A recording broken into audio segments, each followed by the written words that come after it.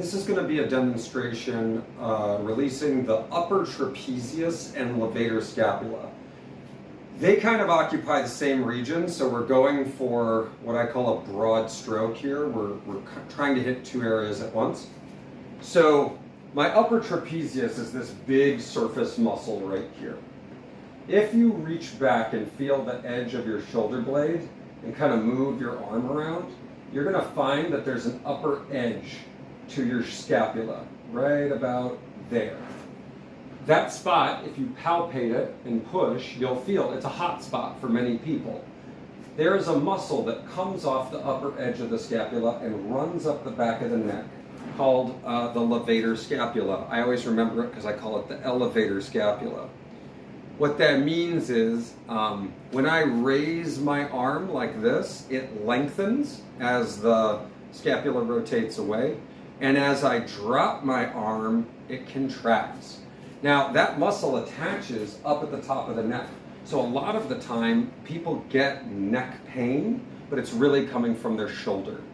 So what we want to do is try to hit the trap and the levator scapula at the same time. And we do that by finding that edge, like so, placing the ball just above the edge of the scapula, right on the meat of the trapezius.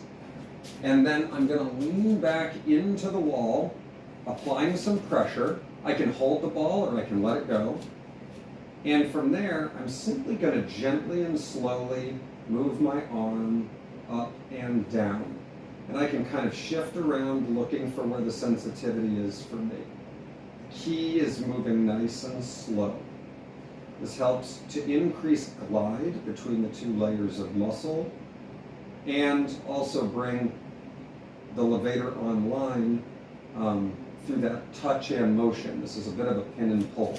I can slightly turn. Sometimes that'll target it better.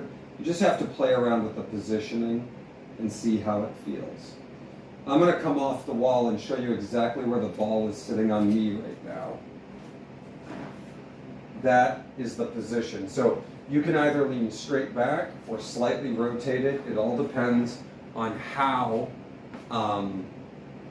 you have to orient yourself. But the key to this is whenever you're doing any of these releases, make sure that you're trying to keep your body fairly square. You don't want to be twisting and rotating and turning, because we don't want to release tension in one place and create tension in another place in how we support ourselves. So just pay close attention to that as you're doing the releases, that you're trying to keep yourself in a relatively square position. If I'm in a split stance, again, relatively square. If I'm like this and I'm rotating, that's not square, that's twisted. So just kind of play around with these concepts.